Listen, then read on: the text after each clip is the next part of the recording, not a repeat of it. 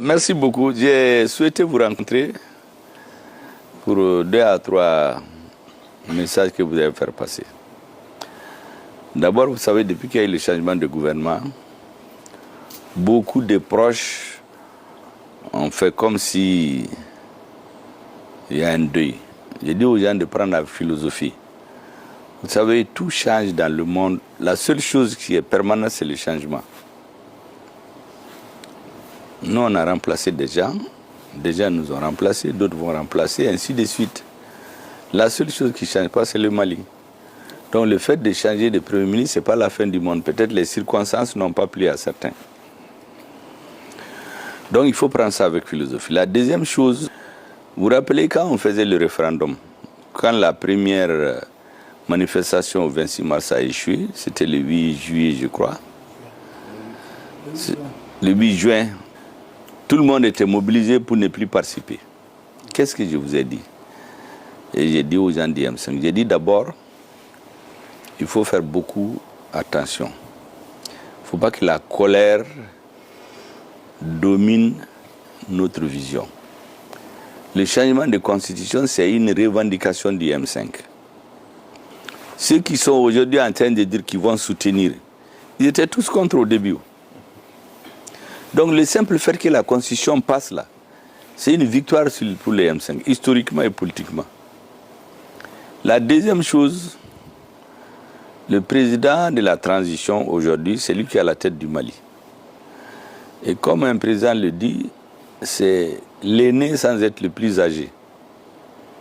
Dans une famille, quand le chef de famille décide de quelque chose, tous les enfants ne sont pas obligés d'être d'accord, mais même si on n'est pas d'accord, on ne va pas le contester. On aide à réussir la chose et on parle après. Si ce référendum, c'est une initiative du président de la transition, nous avons l'obligation morale et politique de l'aider à réussir cette mission. Donc les deux facteurs-là réunis nous obligent à nous impliquer dans la préparation du prochain meeting plus que jamais avant. C'est comme ça que tout le monde s'est calmé et on a pris vraiment l'envol. Et au deuxième meeting, vous avez vu comment ça s'est mobilisé. Toutes les autres forces politiques qui voulaient le changement, différentes couleurs, se sont mobilisées. Quand les gens ont vu que ça réussit, ils ont appelé le président, qui est venu très content. Il a salué tout le monde, il est reparti. Et le référendum a passé. Donc c'est une victoire politique pour les forces du changement. Mais si les gens se limitaient juste à la colère, parce qu'on a voulu organiser quelque chose sans eux, parce que c'était manifeste qu'on voulait organiser ça avec les anciennes forces, en excluant les forces du changement. Si on se limitait à cette colère seulement, on ne va pas avancer. Aujourd'hui, c'est la même chose. Vous savez, le premier ministre, c'est un individu. Il pouvait tomber malade. Il pouvait mourir, il pouvait démissionner. Donc il y a tellement de facteurs qui font qu'il peut ne pas être là. Le fait qu'on l'ait limogé, c'est une des solutions. Donc ce n'est pas la fin du monde. Et puis il a remplacé quelqu'un. Il faut s'attendre à ce qu'il soit remplacé par quelqu'un un jour. Or notre combat, ça me rappelle... Je vais vous le rappeler, ce que j'ai dit aux responsables du comité stratégique du M5 après le remaniement du 1er juillet 2023. Il y a des gens qui ont été montés, tout le monde, pour dire que le Premier ministre a pu préserver son poste et il a lâché tous les autres. Au point que tout le monde était en colère. J'ai réussi tout le monde à la résidence. Et voici ce que j'ai dit aux uns aux autres. J'ai dit, mais entre le 5 juin et le 18 août, qui a demandé à être ministre? Personne. Par contre, on avait posé des problèmes. La défense, la sécurité, la lutte contre la corruption, les réformes politiques et institutionnelles. Est-ce que sur ce plan, quelqu'un peut faire un reproche au gouvernement d'Assimi Goïta ou de Malikoye? Maintenant, les postes de ministre là, où est Mogokode? Celui qu'on allait peut-être il n'est pas content, mais le Mali, ce n'est pas lui.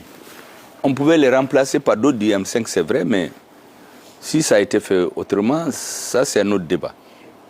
Et c'est pourquoi je les ai reçus le lundi 3. Quand le gouvernement a été changé le 1er juillet, je les ai reçus le lundi 3 juillet. Je leur ai dit que le changement de gouvernement, c'est une initiative du président de la transition cette fois-ci. Je n'ai pas été consulté sur le choix ou le non-choix des candidats. Mais quand un président dit qu'il ne peut pas travailler avec quelqu'un, on ne va pas casser la baraque à cause de ça. Et donc, c'est le président qui a décidé de se séparer de certains ministres. La deuxième chose, il faut qu'ils comprennent qu'on peut être plus utile pour son pays sans être ministre. Moi, je suis l'illustration parfaite. J'étais 2 fois ministre. Et les 2 fois, les services que j'ai rendus au Mali quand je n'étais pas ministre, c'est plus ou moins égal à ce que j'ai fait quand j'étais ministre. Ensuite, on est 22 millions de Maliens. Les ministres, il y a 20, maximum 30. On n'est pas les meilleurs. C'est le dessin qui a fait qu'on a choisi. Donc si on sort, ce n'est pas la fin du monde. D'autres, ceux qui sont venus, c'est des Maliens. Il faut prendre la question donc avec philosophie. Et j'ai dit aux uns aux autres, pour ceux qui estiment qu'ils ont des choses qu'on leur reproche ou non, moi je peux leur organiser une audience spécifique avec le président. Je leur ai dit, Soutra de Kanyou. J'ai dit ça au ministre dès le lundi. Et le président a eu la bonne démarche, ce qui ne s'est jamais passé au Mali, de recevoir l'ensemble des ministres qui ont fini leur mission. Et il leur a dit de très belles phrases. Et vous savez, même les augmentations de salaire qu'on avait faites en 2021, dont les ministres étaient exclus, on a fait faire un rappel pour tous les ministres sortants. Le président a donné des passeports diplomatiques à certains. Certains sont devenus ses collaborateurs. Il y en a même qui sont devenus des ambassadeurs après. Donc, ce qui montre clairement qu'on peut servir son pays sans être ministre. Et cette période de notre histoire, le président le leur a dit, c'est une période glorieuse de l'histoire du Mali. Personne ne doit oublier ça. Et donc, leur rôle ne peut pas être minimisé. Moi, je pense que ça a été une très bonne chose. Ça leur a mis du baume au cœur et c'est du jamais vu au Mali. Maintenant, il y en a qui m'ont dit, mais pourquoi je n'ai pas refusé de signer? J'ai dit, ça, c'est des problèmes d'humeur. Les gens qui étaient contre la transition, depuis 2021, ils ont cherché à nous séparer. Il y en a d'ailleurs qui ont travaillé pour dire que c'est le président qui est légitime, le premier ministre n'a aucune légitimité, le premier ministre c'est clivant, le premier ministre c'est ceci. J'ai dit, ils ont fait 2-3 ans à se battre pour me séparer d'avec le président. Ils n'ont pas réussi. Si j'avais refusé de signer ce décret-là le même jour, j'allais rentrer en conflit avec le président. Donc ça veut dire que je vais donner aux adversaires de la transition, sur un plateau d'argent, ceux qui n'ont pas pu avoir en 2 ans de lutte. Donc j'ai regardé l'avenir, c'est pour cela que j'ai signé le papier. Maintenant, ils m'ont dit, là-bas, il y a 2 qui ont intervenu, que est-ce que les militaires n'ont pas un agenda caché pour m'isoler? Je leur ai dit que moi, je ne rentre pas dans ce débat-là. L'agenda des hommes est toujours différent de l'agenda de Dieu. Personne ne sait comment demain sera fait. Il y a 3 ou 4 ans, personne ne pensait que le président allait être ici. Personne ne pensait que j'allais être ici comme Premier ministre. Donc je ne rentre pas dans ça. Moi, je règle les problèmes de l'heure. L'avenir, là, seul Dieu le connaît. C'est ce que je leur dis comme réponse. Il y en a qui ont dit qu'ils avaient des projets d'amener des bailleurs de fonds au Mali. Ils n'ont pas été soutenus par les militaires et j'ai laissé passer. Je leur ai dit non. D'abord, il y a une nouvelle doctrine au Mali. C'est que lorsqu'un partenaire extérieur veut aider le Mali, les portes d'entrée, c'est le ministère des Affaires étrangères et le ministère des Finances. J'ai dit donc au monsieur en question, membre du comité stratégique du M5, il n'est ni ministre des Finances, ni ministre des Affaires étrangères. Donc s'il a des contacts qui les mettent en relation avec le ministre des Affaires étrangères, celui des Finances, et puis il se retire, que chacun fasse son travail.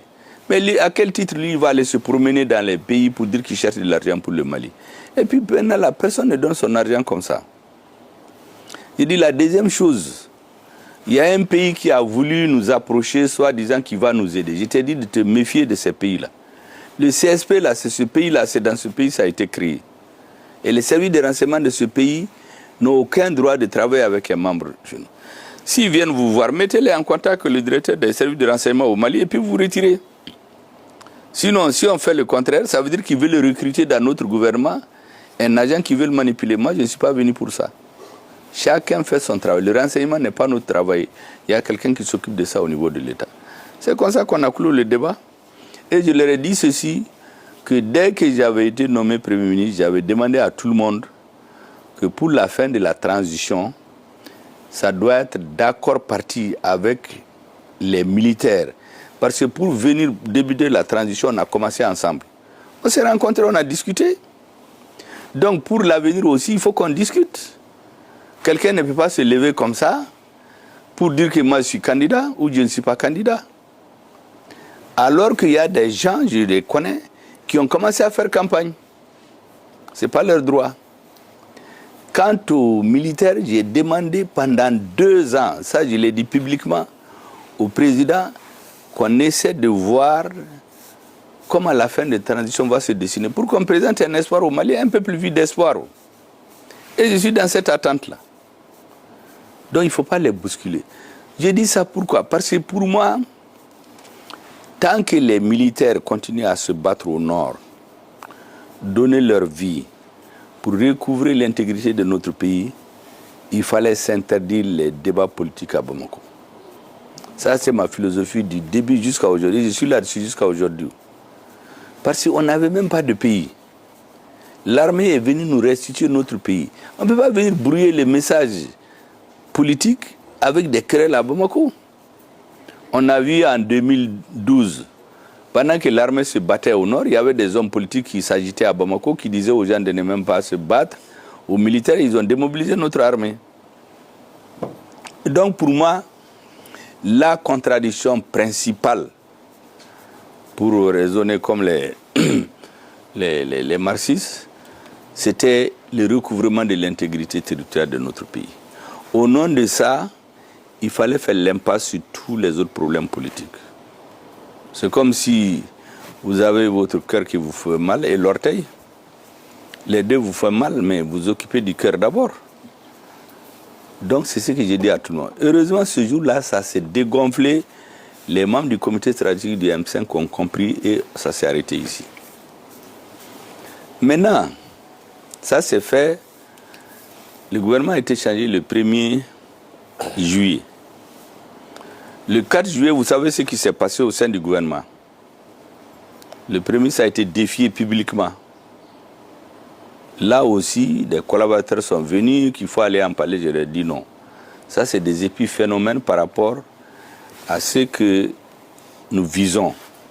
Recouvrer d'abord l'intégrité de notre pays. Maintenant, je dis tout ça, c'est pour que vous compreniez un peu comment est-ce que moi je raisonne sur les problèmes politiques. Pourquoi j'ai fait 2 ans en train d'encaisser? Parce que l'État, c'est très compliqué. Si chaque fois qu'on n'est pas content, on se fâche, on ne peut pas travailler, même dans sa famille. Mais il y a des questions fondamentales à partir desquelles on ne peut plus se taire. Moi, j'étais dans le gouvernement de 2015 à 2016, j'étais même le porte-parole du gouvernement. Quand on signait l'accord d'Alger, on avait tous cru que ça pouvait nous arranger.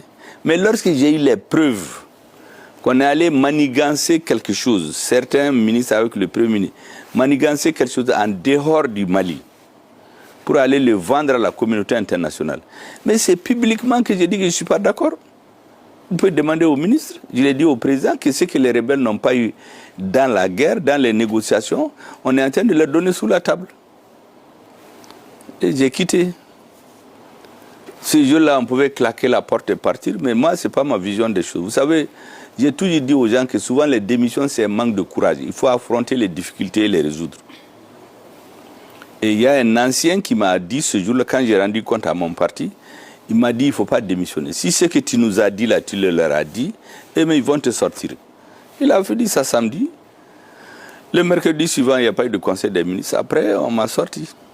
Et depuis que je suis sorti, Je n'ai fait aucune critique au gouvernement parce que je me suis dit que peut-être que c'est moi qui aurais tort. Mais au bout des 4 ans, quand les élections ont commencé, il fallait bien que j'explique aux Maliens pourquoi je vais me présenter. Vous savez, le gouvernement, je l'ai dit dans le meeting, ça fait 2 ans que je demande qu'on s'assoie pour voir qu'est-ce qu'on va faire. Comme on a fait le 24 mai, on s'était assis pour voir ce qu'on va faire. La preuve, c'est que l'architecture du gouvernement, là, les titres des ministères, là, c'est ce que nous avons donné. Ça n'a pas changé même aujourd'hui. Mais ça n'a pas été possible. Pour les raisons que chacun comprend à sa manière. Maintenant, le gouvernement a changé. Certains disent, mais pourquoi il a parlé? Mais si je n'avais pas parlé, même vous, certains d'entre vous allez dire, Ada Boratulula de Abena Kumao. Ce que j'ai dit aussi, j'ai bien dit que je n'ai dit que 10%. Parce que dans un état là, il y a Befou.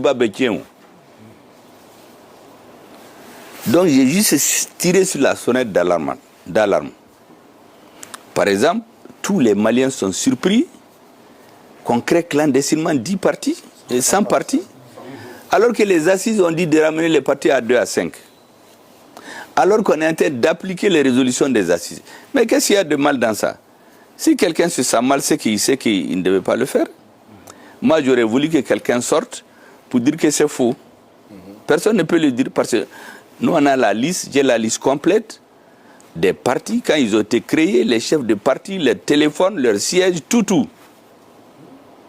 Donc personne ne peut le démentir. Des deux, la deuxième chose, j'ai dit que j'ai demandé qu'on parle des élections.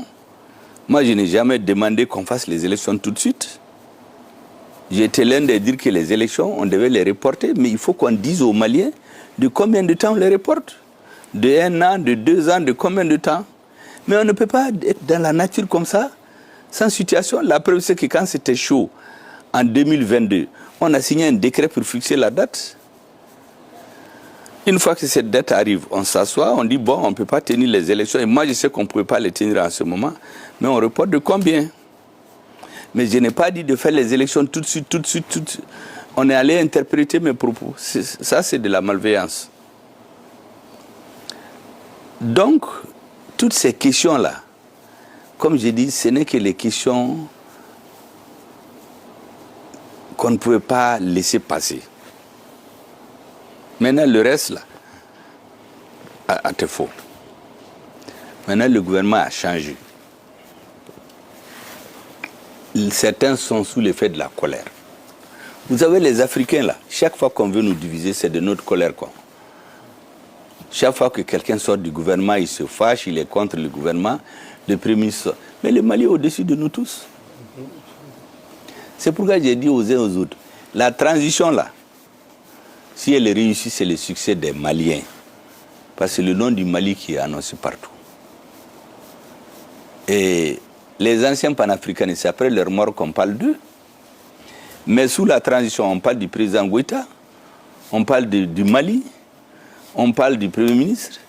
Mais celui qui ne se satisfait pas de ça, c'est qu'il a autre chose en tête. Donc le Mali doit être au-dessus de tout. Le fait de changer de Premier ministre, là, c'est un processus naturel, physiquement. C'est normal. Donc il ne faudrait pas que ça amène les gens à baisser les bras, à continuer à se battre pour que le Mali avance. L'équipe qui est là, elle va faire son temps. Une autre équipe va venir, je ne sais pas comment ils comptent faire.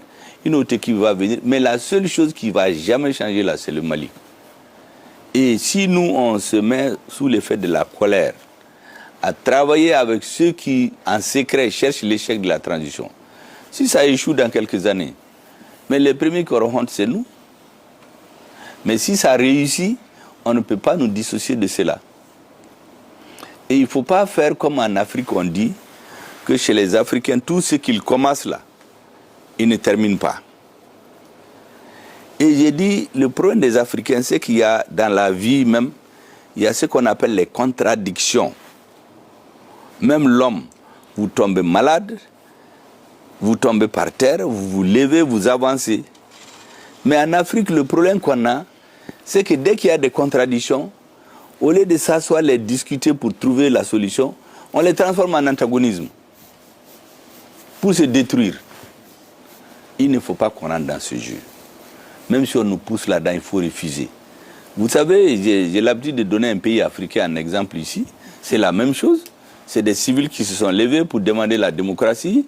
On a renvoyé le président et on a finalement amené un groupe de militaires plus des civils.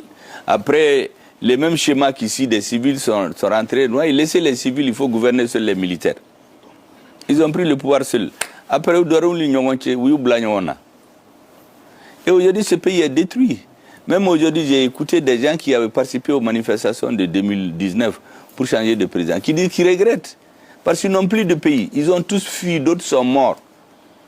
Donc ça a servi à quoi cette démocratie-là? Donc ça doit servir de leçon aux Maliens. Nous devons tout faire, quelle que soit la personne qui est aux commandes, de l'aider à réussir. Maintenant, chacun a son tempérament. En tout cas, il ne faut rien faire pour déstabiliser un pouvoir qui est là pour la transition. Surtout que moi, j'ai écouté l'autre jour les nouvelles priorités que le président a données au nouveau gouvernement. Mais c'est les mêmes priorités que dans le PAG quand nous étions Premier ministre. La sécurité, les réformes politiques et institutionnelles, l'organisation des élections et l'impact de stabilité. Bon, qu'est-ce qu'on cherche de plus? Donc le reste, Mogoko de haut. Or, moi, je ne suis pas dans les problèmes de personne.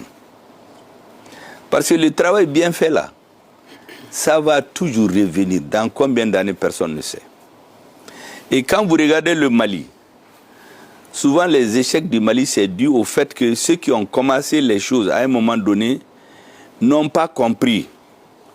La colère a dominé sur eux. Si vous voyez la Première République, à partir de 62-63, beaucoup de ceux qui ont lutté pour amener le régime, ils ont été mis à l'écart.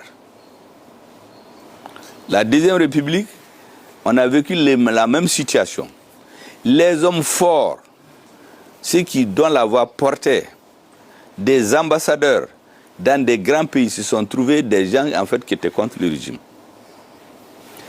On a vécu sous ATT. Moi, j'étais dans l'équipe de campagne de ATT en 2007. Dès qu'il a passé aux élections, des gens sont venus faire croire que les partis ne valent rien, c'est le président que la population aime. C'est les mêmes messages qu'on donne à tout le monde. On a renvoyé tous les partis qui comptent, on a mis plus de 5 à 6 généraux dans le gouvernement. J'ai dit, mais même si le président a fait un coup d'État, il n'allait pas faire autant. Mais après, quand il a eu les difficultés, tous ces généraux ont disparu. Les politiques se sont mis à le déstabiliser. Moi, je me rappelle un parti qui était avec nous tout le temps et venait nous dire d'aller demander qu'il démissionne. Mais on lui a dit qu'on est avec ATT depuis combien d'années? Comment on va lui dire de démissionner? Il est tombé comme ça. On est venu à Ibeka. Ibeka, on a voté pour lui, mais c'est d'autres individus qui gouvernaient. Son parti ne gouvernait pas. Les acteurs politiques qui l'ont porté au pouvoir, c'est des individus qui sont venus dans le système, plus des proches à lui qui gouvernaient. Donc, dans un système où on ne peut pas demander des comptes, il faut qu'on rende compte. Moi, je suis venu parler l'autre jour aux gens, c'est pour les rendre compte. Parce que si après 5 ans, les gens ne savent pas pourquoi je suis là, ça va apparaître comme de la trahison des objectifs. Et moi, je ne suis pas dans ça. Donc le sens de ces meetings-là, c'était pour rendre compte. Mais si ce compte rendu a fâché certains, à Manga Kuma, s'ils n'avaient pas parlé, c'est les mêmes qui vont dire, ah, d'abord, c'est la même chose que les gens vont dire.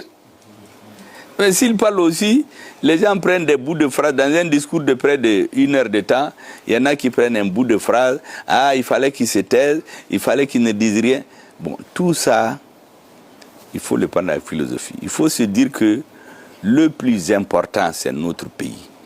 Il ne faut jamais que nous reculions, quelle que soit la personne qui vient dans les postes de responsabilité.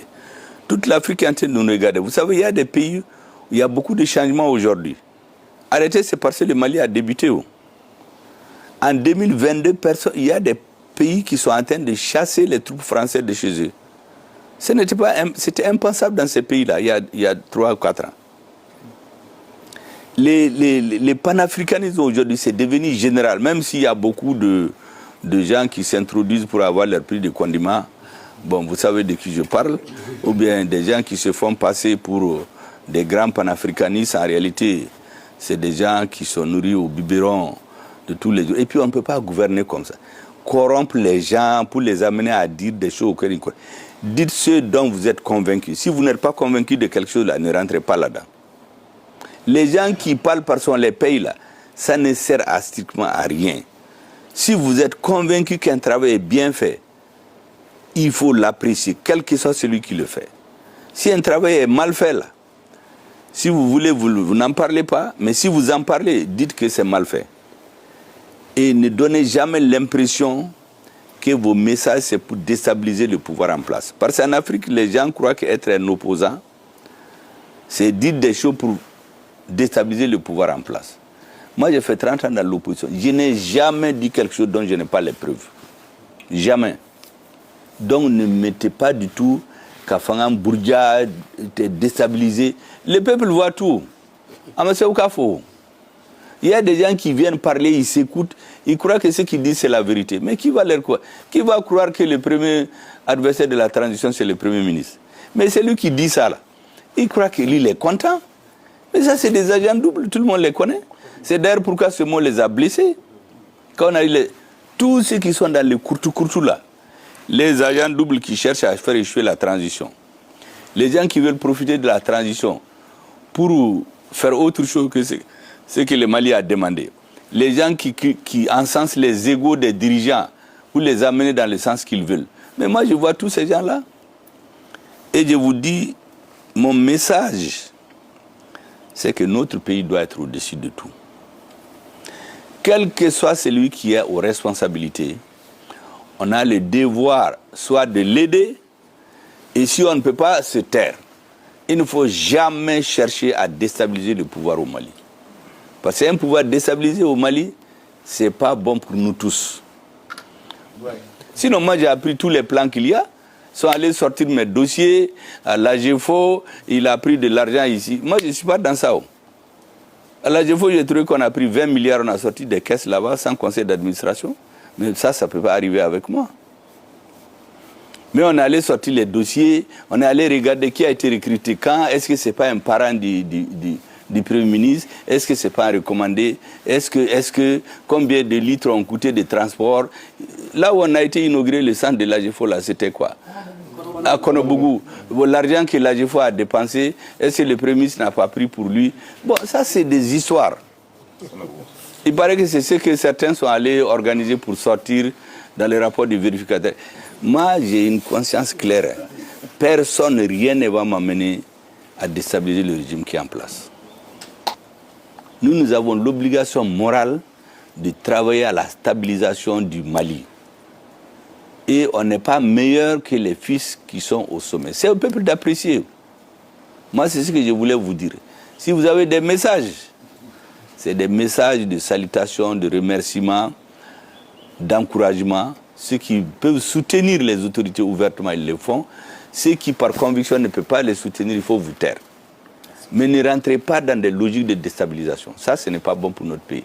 Parce que les Africains, c'est toujours ce qu'ils font. Dès que quelqu'un n'est pas dans quelque chose... Si vous regardez les oppositions en Europe, les gens font les oppositions à l'intérieur du système. Mais personne ne vient faire l'opposition dans le but de renverser le système qui est là. Or, chez nous, les opposants, c'est toujours pour remettre en cause le système établi. Il faut qu'on sorte de ça. Ça fait partie des éléments de la refondation. Que les gens comprennent que ne pas être dans les organes dirigeants ne veut pas dire qu'on n'est pas avec son pays. On peut être utile sans être tout. Vous, par exemple, personne d'entre vous n'est dans une responsabilité. Mais souvent, il y a des milliers de gens qui vous écoutent. J'ai l'habitude de dire que quand un militaire tire, c'est une arme pour tuer une ou deux personnes. Mais quand on parle, c'est des milliers de personnes qu'on atteint. Donc, on n'a pas besoin d'être dans de hautes responsabilités pour être tué. Mais de grâce, ne dites rien qui n'est pas vrai. Parce que le fait de dire ce qui n'est pas vrai, clairement, c'est une façon de déstabiliser le régime. Maintenant, ceux qui sont dans la propagande, pour dire des choses qui sont fausses aussi, ils sont vite rattrapés dès le lendemain. Parce que la propagande pendant la guerre, c'est pour maintenir le moral des gens pour une courte durée. Mais sur la durée, ça ne peut pas remplacer la communication. Ouais. Si vous voulez dire quelque chose qui est faux, en voulant, les gens vont vous écouter, ils sont contents, mais le lendemain, ils se rendent compte que ce n'est pas vrai.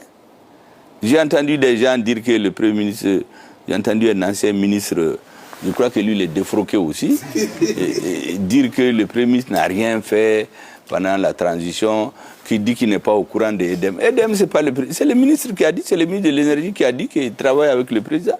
Moi, je n'ai jamais été au courant d'un dossier de EDEM. Je n'ai pas besoin de mentir, c'est la vérité.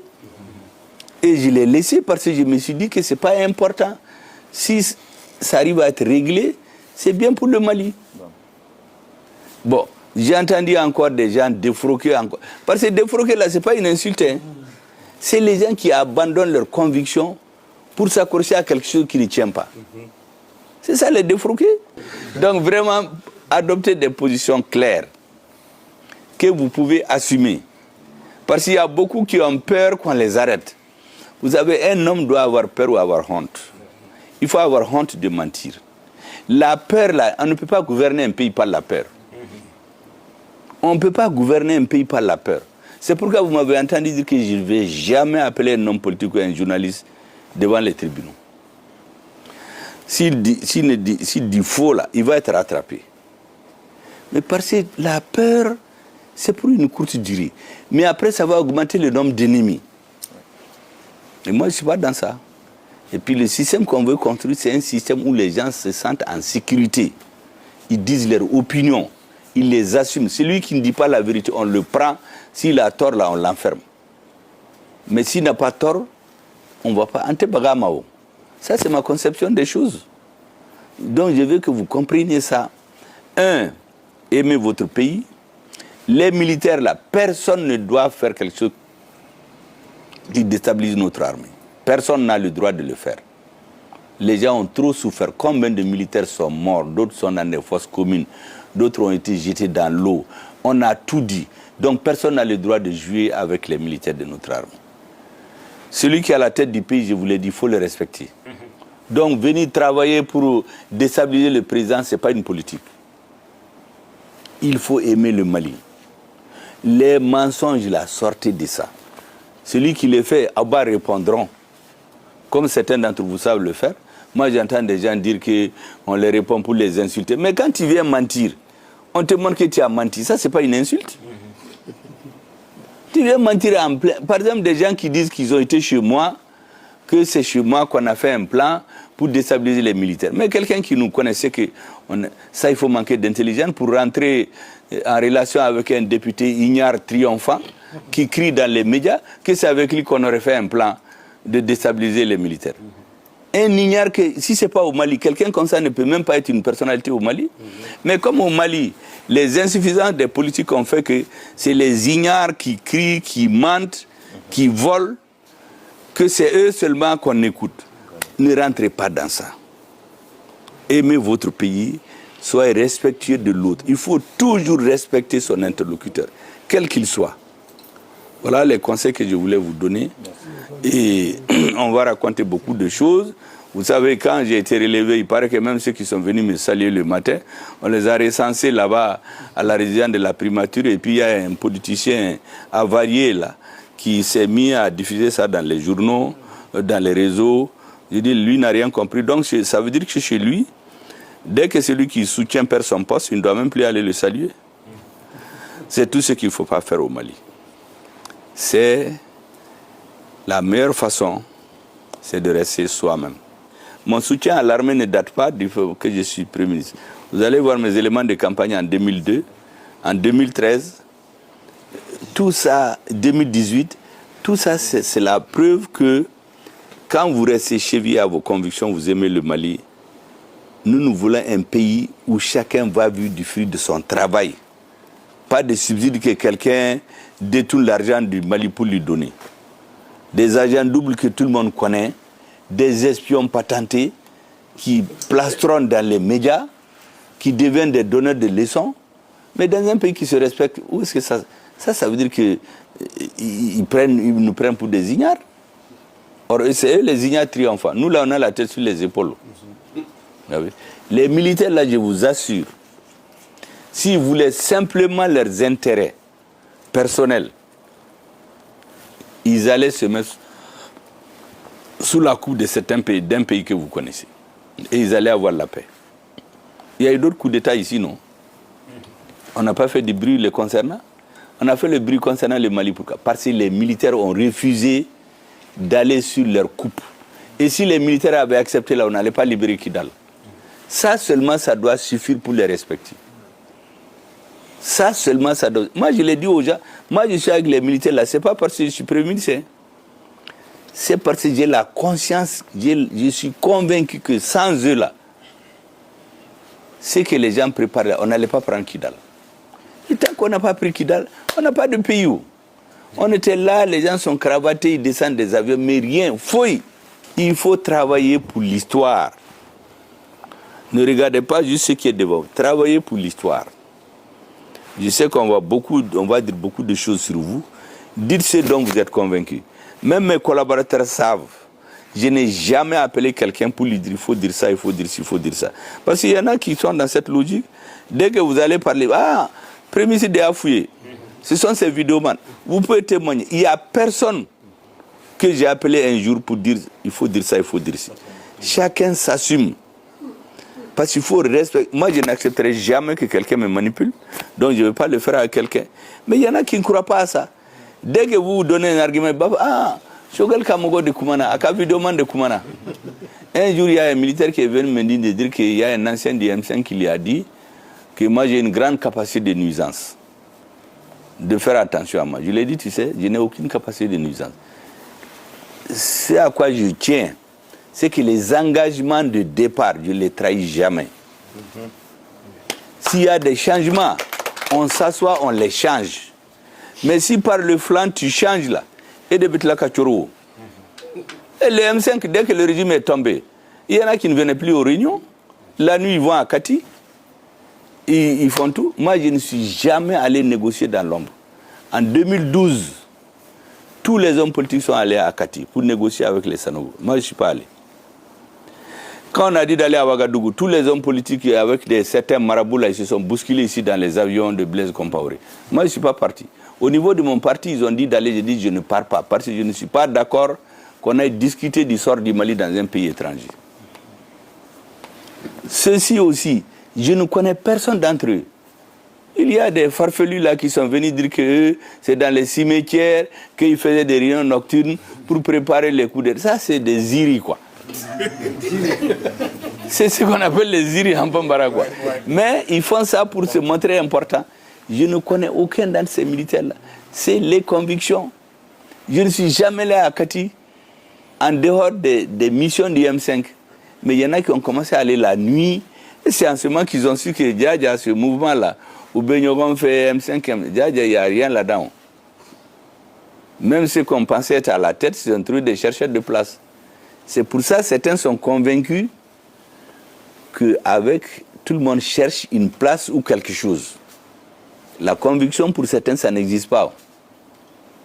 Or, je ne sais pas, en tout cas en ce qui me concerne là, si je ne suis pas convaincu là, on ne va jamais aller ensemble. Mais si je suis convaincu là, le reste là va venir où ça ne vient pas. C'est la conviction qui compte. Aujourd'hui, c'est les hommes convaincus qui feront avancer le Mali. Pas ceux qui courent derrière des intérêts. Les intérêts là finissent, mais la conviction reste. Donc, serrer les rangs, appuyer la transition pour qu'elle avance, que les autres Africains ne soient pas déçus. Tous les menteurs qui sont rentrés dans ce jeu-là, ils seront mis à nu par l'histoire. Il y a même des gens qu'on a pris pour des grands panafricanistes. Je pense qu'ils sont discrédités, ils sont devenus avariés maintenant pour toujours. Même si on va essayer de les reconditionner, atteignent tout. Ça, c'est fini pour... Ils sont certains. Donc, ne soyez pas comme ça. Moi, ça fait 30 ans, je n'ai jamais trahi mes convictions. Si on n'est pas d'accord là, nous, on était avec Ibeka comme ça. En 2003, quand on s'est séparés, je suis allé chez lui, il a dit que je n'ai jamais trahi un président comme ça. Si on n'est pas d'accord, on dit on n'est pas ensemble. À Bana. Mais courtou, tromper les gens, les dribbler, jusqu'à se casser soi-même les pieds là. Parce que le destin de quelqu'un là, personne ne peut le changer. Vraiment, soyez convaincus de ça. Hein. Personne ne peut changer votre destin. Seul Dieu peut changer votre destin. Si vous restez comme ça là, on va vous respecter, que les gens veulent ou non. Il y a des gens qui peuvent vous haïr, mais ils vous respectent. Vous savez que Mandela a dit que quand vous voulez faire des grandes choses, il faut s'attendre à beaucoup de haine. Chaque fois que vous voulez faire des grandes choses, il y a des gens qui vont vous haïr à vie. Aujourd'hui, si tu dis que tu vas lutter contre la corruption, mais les gens qui ont détourné l'argent des hélicoptères et autres là, des avions, mais ils ne vont jamais t'aimer. C'est pourquoi tu entends dire, et puis il y en a qui répètent, ah, le Premier ministre a exclu les partis, il y a même les syndicalistes défroqués là qui sont allés le faire. Mais personne ne peut donner la preuve. La première fois on a invité les partis, c'est moi-même qui ai signé la lettre. Je n'ai même pas accepté que mon directeur de cabinet signe. Mais quand ils sont venus, ils m'ont dit que vous n'avez rien à faire ici, il faut faire les élections et partir. Moi j'ai dit qu'on ne va pas faire les élections, il faut réformer le pays. Depuis ce moment on s'est divisé. Quand on a préparé les assises, quand ils en ont fait une affaire de personne, je suis allé voir le président, comme le père de tout le monde, il a appelé toute la classe politique. C'est le ministre de la Refondation qui a lu un très bon discours ce jour-là. Le président a dit de faire l'union sacrée autour du Mali. Mais abattez-moi au cas. Mais après, quand on est sorti, il y en a qui ont dit que eux, ça ne les intéresse plus, que c'était du cinéma et ils ne vont jamais aller aux assises. Mais on a tout archivé. Mais ceux qui ont parlé comme ça, leurs élus à la base ont tous été aux assises. On a le nombre de Maliens qui ont participé par région. Mais si aujourd'hui ils viennent dire que le Premier ministre les a exclus, jamais le Premier ministre n'exclut personne. Maintenant qu'on est sûr que c'est la voie des réformes qui sont nécessaires, tout le monde n'a qu'à venir, on va faire le Mali ensemble. Mais aller mentir que le Premier ministre a exclu les partis politiques qu'il a insultés, aucun parti n'a été insulté. Seulement ce que certains partis voulaient, j'ai refusé. Parce que le M5 et le peuple malien a dit non, il faut changer le pays. Si aujourd'hui on est d'accord, on se retrouve. C'est pourquoi je vous ai dit l'autre jour que quelle que soit ta position politique avant le 18 août, si vous êtes dans la dynamique du changement, venez, on se retrouve. Surtout qu'au Mali, là, vous entendez les gens dire « Ah, ni Modibo Mogode, ni Moussa Mogode, ni Ateteka Mogode, ni Ibeka Kam. » Mais qui n'a pas été les gens de Modibo ici? Qui n'a pas été avec Moussa Traoré ici? On s'est retrouvés ici aux élections présidentielles de 1992 avec deux anciens ministres de Moussa Traoré. La CMDT, chaque fois que c'était en difficulté, c'est des anciens directeurs ou ministres de Moussa Traoré qu'on appelle pour redresser. Donc, ce sont des histoires. Tout le monde a participé à tout, mais à chaque moment, il y a des visions qui vont dans l'intérêt du Mali. Aujourd'hui, on est à une phase où tous ceux qui veulent que le Mali continue sur la voie qui est constitutionnalisée aujourd'hui, défendre les intérêts stratégiques du Mali, respecter le Mali, nous laisser choisir avec qui on veut travailler, défendre nos intérêts. Tous ceux qui sont d'accord avec ça, mais il faut leur ouvrir la porte. Celui qui veut s'auto-sécuriser, ça c'est son problème. Vraiment, ce sont ces conseils que je voulais vous donner en vrague pour qu'il y ait une interprétation fouille kanakala. Fouille. Maintenant, il y en a qui ont peur. Pour transmettre cette peur-là aux gens, on invente des histoires. Nous sommes habitués aux épreuves. Moi, ça fait 50 ans que je fais la politique. La première fois, on m'a élu comme le secrétaire général de toutes les communautés du monde dans mon université. C'était en 1982. Mais avant ça, j'ai été secrétaire général des étudiants maliens. Au lycée, j'ai été responsable. Donc, on ne m'apprend rien. Et soyez rassurés, notre pays ne va jamais reculer. Jamais le Mali ne va pas reculer. Je vous ai dit, toute personne, tout individu, tout groupe de personnes qui veut faire reculer le Mali, allez de Bétchourou. Le Mali ne reculera jamais. Et se mettre au-dessus de la colère. Les Blancs sont en train de boire du petit lait. Ils pensent qu'à cause de la colère, là, on va renverser la table. Je crois qu'ils se trompent, ils ne me connaissent pas. Oh. Vraiment. Nous, on va travailler pour consolider et faire réussir les autorités de la transition pour l'intérêt du Mali. Voilà ce que je voulais vous dire. Et vraiment, merci d'être venus.